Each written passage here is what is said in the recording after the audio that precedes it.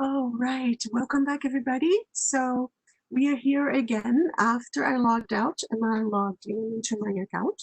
And as I mentioned to you, here is the application that I can continue. It will be right here. If I don't want my application, I can also delete it, but I want to continue my application. So I'm going to take you live to those questions that I had answered before, and I checked them all and they are all correct. So I'm going to continue my application just by clicking continue. All right.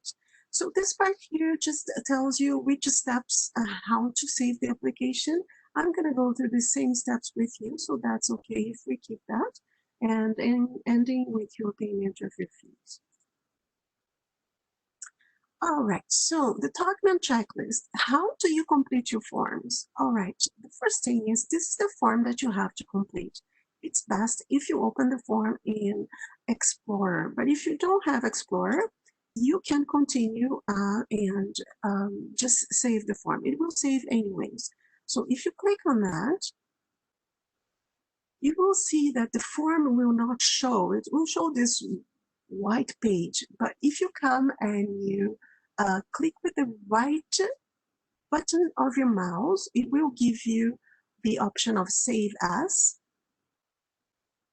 So I'm going to save as the name of the form, and then I'm going to save as CS, which is my initial, so that I know that that's my form.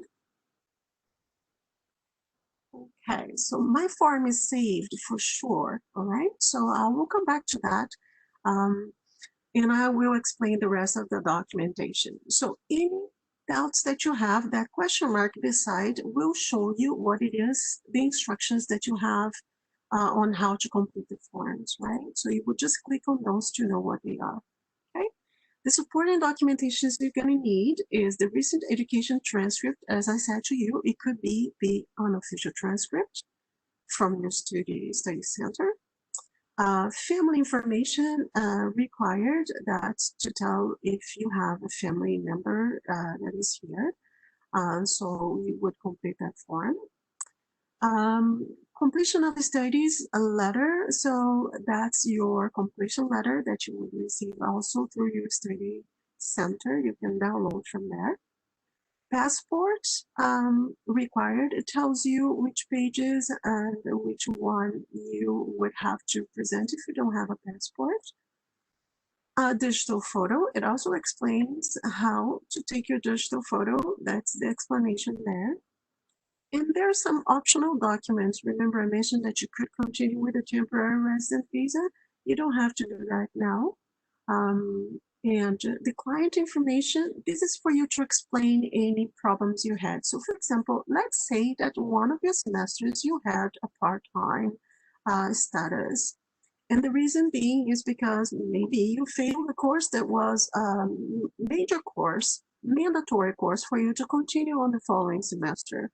So you basically had to repeat that course. If that happened, you will need to explain. You will need to explain why you were part-time during that semester, explain that you couldn't continue because that course was a mandatory course and you could not add any more courses. The best for you is not to fail any courses and maintain your status as a full-time all the time. It's not guaranteed that by completing or explaining that you work part-time in the mid of your studies will guarantee your post-graduation work permit. But depending on the discretion of the person who is examining your case, your application, you might be granted, okay? So the client information here, when you upload, you would upload your letter right there. So there's some question mark if you want to provide more information about your application that you have not already provided. You can attach a letter of explanation to your application, and that's exactly what you're going to do, okay?